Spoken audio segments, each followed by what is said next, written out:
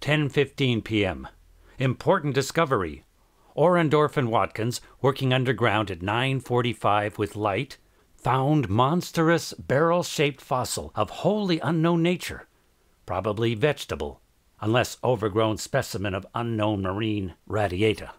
Tissue evidently preserved by mineral salts. Tough as leather, but astonishing flexibility retained in places. Marks of broken-off parts at ends and around the sides. 6 feet end to end, 3.5 feet central diameter, tapering to 1 foot at each end. Like a barrel with 5 bulging ridges in place of staves.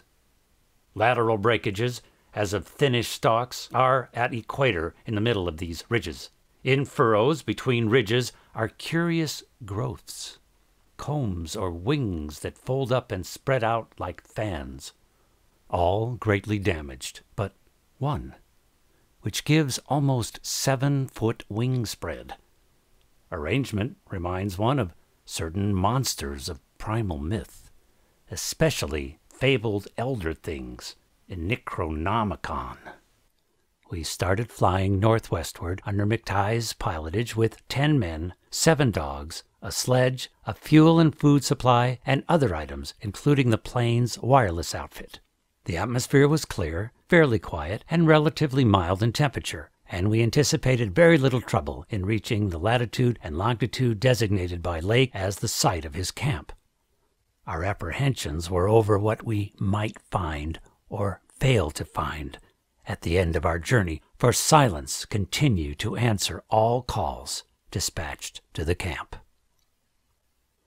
I could not help feeling that they were evil things, mountains of madness whose farther slopes looked out over some accursed ultimate abyss. That seething, half-luminous cloud background held ineffable suggestions of a vague, ethereal beyondness, far more than terrestrially spatial, and gave appalling reminders of the utter remoteness, separateness, desolation, and eon-long death of this untrodden and unfathomed austral world. At the time, I tried to keep the men's minds off those points, for it was so much simpler, so much more normal, to lay everything to an outbreak of madness on the part of some of Lake's party. From the look of things, that demon mountain wind must have been enough to drive any man mad in the midst of this center of all earthly mystery and desolation. The crowning abnormality, of course, was the condition of the bodies, men and dogs alike. There could now be no further merciful doubt about the nature of the beings which had built and inhabited this monstrous dead city millions of years ago, when man's ancestors were primitive, archaic mammals and vast dinosaurs roamed the tropical steppes of Europe and Asia.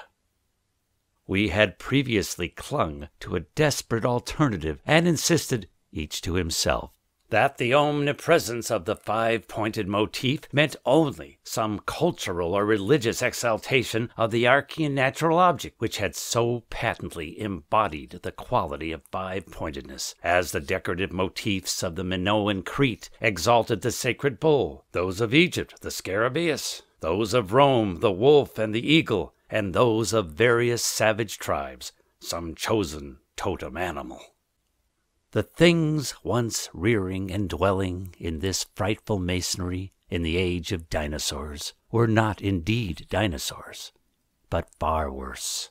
Mere dinosaurs were new and almost brainless objects, but the builders of the city were wise and old, and had left certain traces in rocks, even then laid down well nigh 1,000 million years.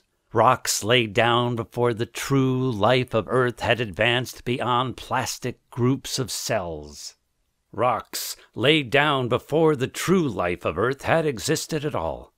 They were the makers and enslavers of that life, and above all doubt the originals of the fiendish elder myths, which things like the narcotic manuscripts and the Necronomicon affrightedly hint about. They were the great old ones that had filtered down from the stars when Earth was young.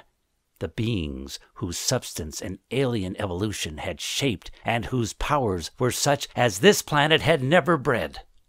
And to think that only the day before, Danforth and I actually looked upon fragments of their millennially fossilized substance. They were infamous nightmare sculptures, even when telling of age-old bygone things. For Shoggoths and their work ought not to be seen by human beings or portrayed by any beings. The mad author of the Necronomicon had nervously tried to swear that none had been bred on this planet and that only drugged dreamers had ever conceived them.